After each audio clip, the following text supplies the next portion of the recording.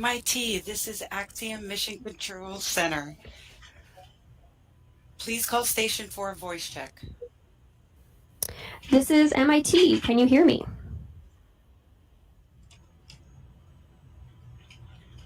I hear you. Hello, is that Rachel? Hi, John. Yes, this is Rachel Belisle from MIT. We're so happy that you're taking time today during your Axiom mission to the International Space Station to talk to us about your experience so far. We're here with an audience at MIT from the MIT community, as well as some local middle school students. So we're really excited to see you in microgravity today. Awesome. It's great to be here with everyone. It's been an awesome time in space. Great. We'd love to hear about your personal experiences on ISS so far. So this is flight day 6, right? How have you been spending your time? Well, maybe it's flight day 6. It feels like flight day 1 or 66. It's hard to say. Time goes fast up here. But we had a great ride up on the Falcon 9 and Dragon capsule. We got here pretty quick, actually. It's a really nice ride. Going to space for the first time and looking out the window is outstanding. It's everything that you think it could be times about 2,500. So it's really nice. We've been on board now, nearly a week, 5 or 6 days. The crew of the Expedition 69 has been very patient and very hospitable. We're really enjoying ourselves, and we're doing some awesome science, including your skin suit. Great. It's awesome to hear that you're having a great time so far. We have a few questions now from the MIT community members and some local K-12 students, as I mentioned. And so we're going to ask a bit about your experience in microgravity. We'll start with a question from the room here at MIT.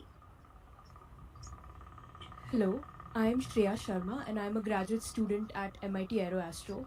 I wanted to know, how was your transition to microgravity and did you experience any sort of space sickness? Well, actually, yes, a little bit. It's quite common. Not everybody gets it, but some people do. And it was, for me, I did not get nauseous or actually sick. I just didn't feel quite good for the first day. The day of arrival, that evening, I went to bed early. I just felt a little pooped. And then for a day, yeah, it was a little okay, but not too bad. What happens, the ride up on the Dragon was really, really comfortable and no problems on the ascent. But once you change from the small confines of the capsule into this big volume of the ISS, it gets weird in your head for, maybe a day. And then it goes away, and now we're 100%. Great to hear. Okay, thanks, John, and thanks, Shreya. I'm actually going to ask this next question on behalf of MG Margraf with this MIT Space Exploration Initiative. John, do you like playing fun recreational games on the ISS, and what are some of your favorites? Well, we do. We haven't had a lot of time for games up here, but there is actually a chess game going on between the ISS crew and Mission Control. I don't know what the status of the game is, but it's kind of ongoing. Every night they call up or down another move. But we played cards the day we left, leaving the suit up room, a special card game that lets us leave when a certain score hits. So we play games whenever we have a chance and whenever we have a reason. Great, thanks, John. We have our next question. Take it away, Ferris. Hi, I'm Ferris Ward, and I'm asking this question on behalf of Ermity Wikitsono from the MIT Media Lab. Are there any specific protocols or routines that you've been following while on orbit to maintain your health and well-being during this week-long spaceflight? Well, hi, Ferris. Thanks for that question, because, there's a lot of things that we need to do to stay fit up here, and mainly it's hydrate. Station humidity, is not high. It's quite low. So we always keep a drink bag of water nearby. That's very important. We were taught that early on. Also, eat regularly. Keep your energy up. So those are the main things that we do. And I like to stretch in the mornings. We can stretch pretty easily around here. We just stretch up in a ball. Stretch out. lots of room to stretch up here. So it's pretty easy and it's pretty fun. All right. Thank Sorry you so to much. crash a lot. Great, thanks, John. That did look fun. We're going to transition now to some questions from students at local Cambridge middle schools. So I'll pass it off to the first question.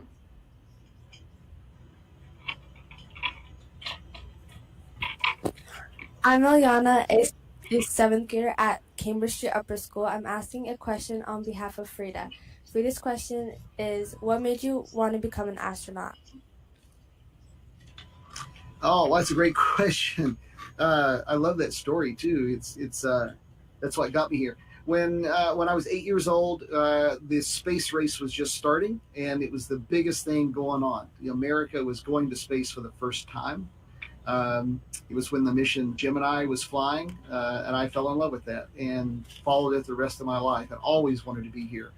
It took me a while, but about everything I did in life led me in this direction. And finally, I'm on the ISS. And I got a pin that says I'm an astronaut, and I've always believed that anyway. So early space race, and it was in my heart from the beginning. So whatever's in your heart, that's what you're going to be. Awesome. Thanks, John. I know we're also very excited to see you in microgravity, so I'm so happy that that dream came true for you. We have our next question from another 7th grade student. I'm Jerry, and I'm a 7th grader at Cambridge Street Upper School. My question is, what was getting to the station like? Well, that was one of my favorite parts. Launching on a rocket, sounds cool because it is cool. We all had fun. No one knew what to expect. Our commander, Peggy Whitson, knew what to expect, but she's never ridden on a Falcon 9 either. So she had a first experience along with us. So we got here pretty quick. It took about 15 and a half hours. It's a rather quick transition up here. We're told we currently hold the record in a Dragon getting to the station in 15 and a half hours. That probably won't last. But it was a good ride, nice and quick, comfortable, and now we're on board working hard. Great, thanks, John. I know some of us here at MIT watched the launch, so it's cool to hear about how it felt for you all. We have another question now from our 7th graders. My name is Talon. I'm a 7th grader at CSUS, and my question is, what do you eat on a daily basis in the station?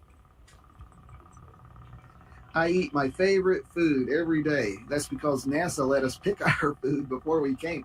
And it was an awesome thing. I thought it was just, well, cool, I'll go up there and eat whatever astronauts eat. But there is no special food for astronaut. It's what you like. And NASA has a really, really great food kitchen with food scientists that build great foods. You get to sit down a couple of times before your mission and do a tasting. And it takes 2 or 3 hours. And you taste 50 things. And then you get to say what you want. So I eat scrambled eggs every morning with some oatmeal. Pays to get the calories on board. Maybe a sausage patty. I have steak patties in the afternoon. Right now in the food warmer, I have some cheese ravioli warming up. Can't wait. Great, thanks, John, and thanks, Talon. Our next question should be on deck and ready to go. I'm Armand, and I'm a 7th grader at Ringe Avenue Upper School. My question is, how long do astronauts have to train before going to space? Well, it's you can train your whole life for something, if that's what you're doing. But astronauts are normally trained. NASA astronauts start training, and they do a minimum of 2 years in the beginning as their beginning astronaut program, and then they start training for specific missions that can take another 2 or even 3 years.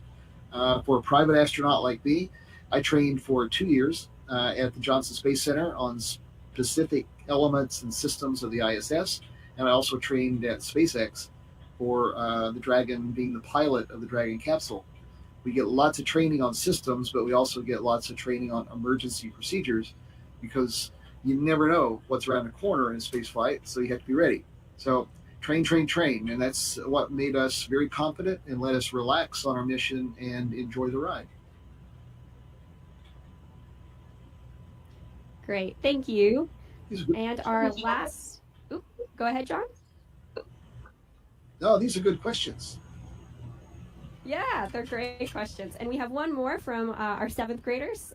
Take it away, Jeremy. Hi, I'm Jeremy and I'm a 7th grader at Rinjav Upper School.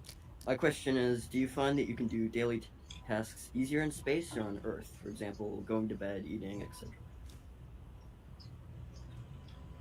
Well, that's a good question, because this is one of the toughest things I had to learn up here, and that is moving around. It took me 2 or 3 or maybe 5 times longer to do an ordinary task here the first few days, because just there's nothing. You don't walk. You try to walk, and you're doing this, and then you're doing this, and never know what's going to happen next. So you just end up all over the place for a day or two. So it takes a little longer. You have to go slow in order to go fast. But you get your space legs pretty soon, and then you're moving around. But it's still not quite as fast as being there in the office or at home, wherever you are.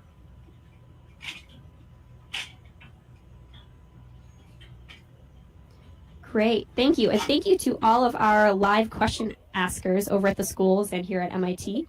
It looks like we have a little bit of extra time. So John, I wanted to ask you another question, kind of an accumulation of the questions from the 7th grade students. A lot of them asked about how you might move around in microgravity. You've talked about that a little bit so far. For example, can you talk a little bit more about how much force you need to use to push yourself when you move across the room? And is it easy to do a backflip or a somersault in microgravity?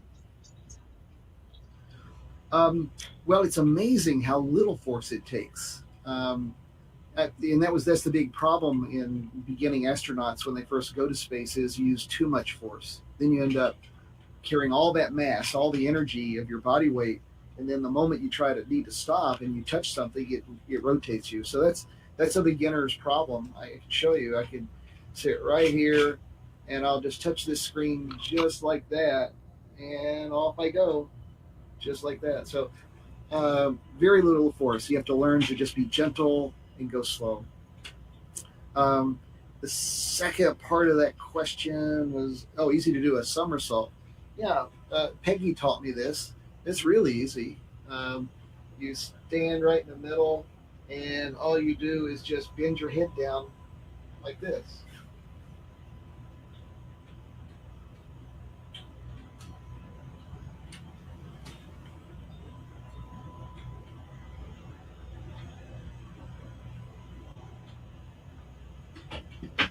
And then you disappear. So anyway, I'm working on that staying in the same place thing. Awesome. Thanks, John. I think you just made some 7th graders very excited by your somersault there. Well, they need to come to space and try this for themselves. Definitely. I hope we all get to go someday. We'll see. And I guess another question before we end. Have you done any exercises on the ISS, and how does it differ from doing exercise on Earth? Well, the ISS has a lot of great exercise equipment, some great for strength training to keep the bones loaded and to work the muscles. In our short duration stay, we rely on therabands, resistance bands, to stretch things out, to keep us build strength and create loads. So, yep, every morning a little bit of resistance band use keeps us strong for the 10 days that we're here.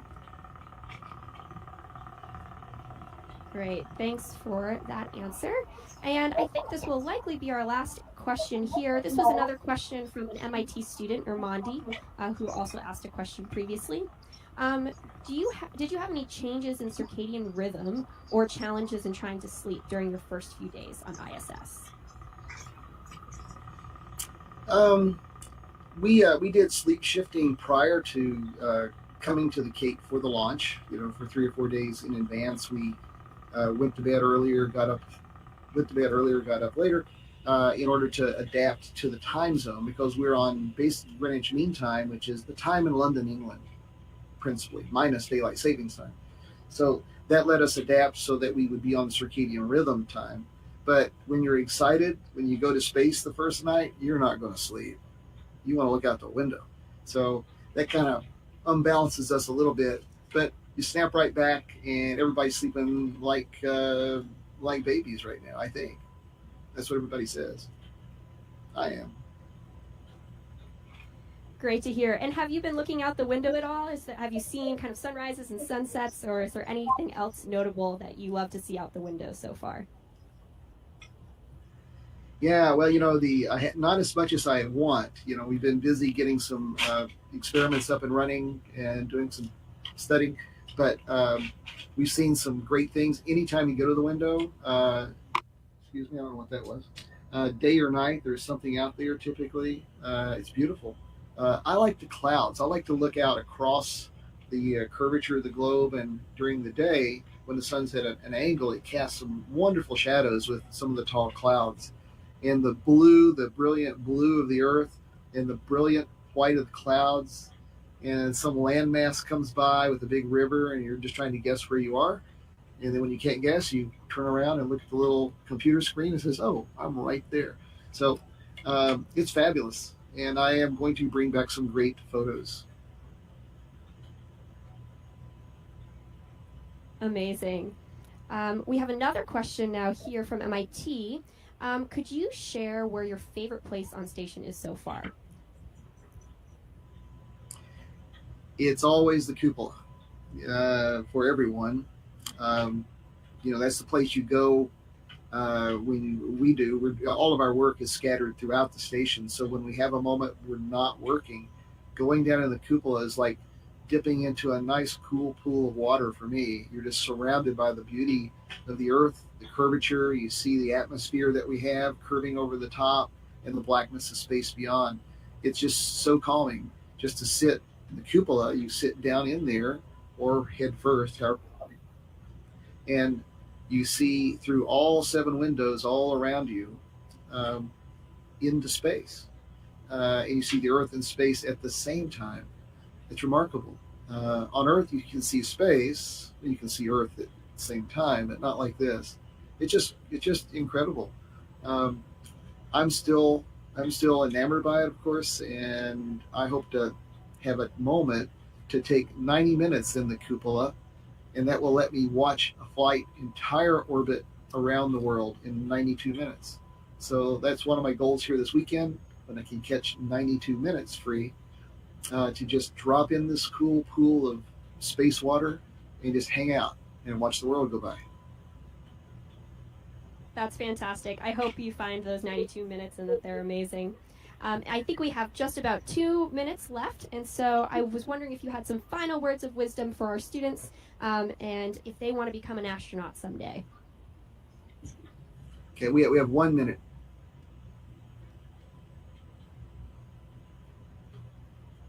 Last question, I think. Okay, yeah. If from our students in the 7th grade, and also from here at MIT, do you have any final words of wisdom on anyone who'd like to become an astronaut someday? Absolutely. And you don't even have to be an astronaut. You just have to do what you want to do. And then there's when I was 10 and 12 years old, I had a story in me that I believed in, and I didn't do it initially. I did something else. But that now, looking back, that's what I'm doing right now, and that would have been the true path for me. So, but it ended up, everything I did in life led me here. So I guess I did it. Whatever you think you are, whatever you see yourself as, that vision of yourself, that's what you are. So do the things that take you there. Fantastic. Thank you so much, John. We really look forward to hearing from you more about your experiences when you return. Love to talk anytime. Thank you, Rachel. It's very nice to talk to you again. That concludes the event. Thank you to all participants.